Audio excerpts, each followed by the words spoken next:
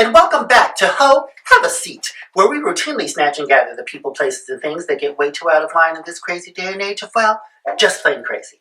All in 90 seconds or less. Think of it as a shady commercial break, and I'm your wonderful, sexy, and delicious host, uncleauntie.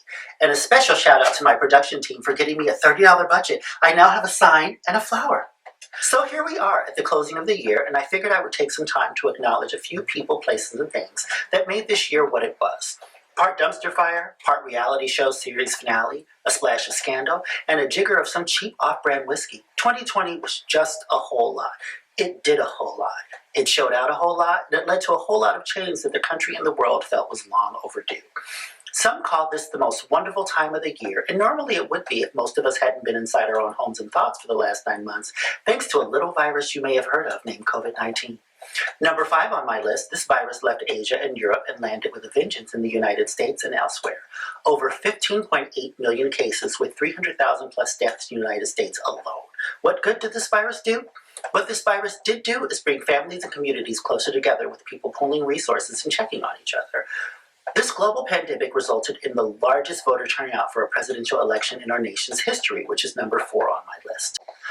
Over 160 million people turned out to save our democracy and finally unplug the electric clown car known as the Trump administration and say hello to a return to decency and common sense governing by electing Joseph Robinette Biden as the 46th president of the United States. We are also stepping forward into history with his running mate, Vice President-elect Kamala Harris, being elected both the first woman and woman of color to ever hold the office of Vice President.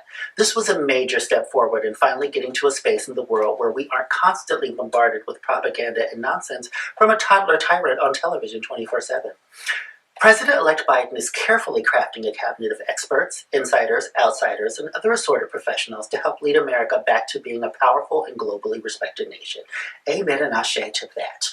Sliding in at number 3 in a fashion only as cool as he could, Barack Obama came out swinging for his buddy Joe Biden to help him get elected.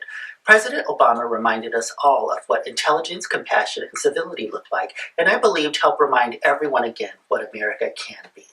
A lot of ugly did come out all over the country during this most tumultuous election cycle, including lots of protests for equality and justice, but true to form, the good, smart, and sensible citizens of this nation kept its promise, democracy, and constitution intact. Going forward, we still have a long way to go before we can truly realize the potential our nation holds. We have a lot of nasty wounds to heal as long as we keep an open and honest dialogue and continue to vote while holding our elected representatives accountable, and to a high moral standard, we can be great again. Number 2 is the national treasure that is Leslie Jones. From her Twitter page to any time she showed up to an award show, a nightly cable news show, her career in movies, film, and television, I personally love her on Supermarket Sweep. Leslie Jones provided me with the joy I needed often when there was no other joy to be had. I appreciate her realism and optimism, all laced with a bit of relatable humor. She's infectious, beautiful, and raunchy. Just a delight, and I can't wait to see what she does next. And that leaves the number 1 spot. Person, place, and thing, this one is probably the single most important thing to exist during the 2020 COVID pandemic era. Drum roll, please. And it's Amazon! When you couldn't exactly be sure when and where the COVID would be coming from, the best thing in the world was morning, noon, and night, being able to shop right in the comfort of your cashmere pajamas and living room. You don't have cashmere pajamas? Get on that! You can truly buy whatever your heart and wallet desire and can afford 24/7. And what's even better than that? Sometimes you can get those items the next day. I am honestly loving this aspect and may never leave the house again. A special shout out to runner-up alcoholic beverage delivery, which is something I believe should just be a regular thing. Don't you agree? It eliminates the need for anyone to drink and drive and supports the economy. It's a win-win.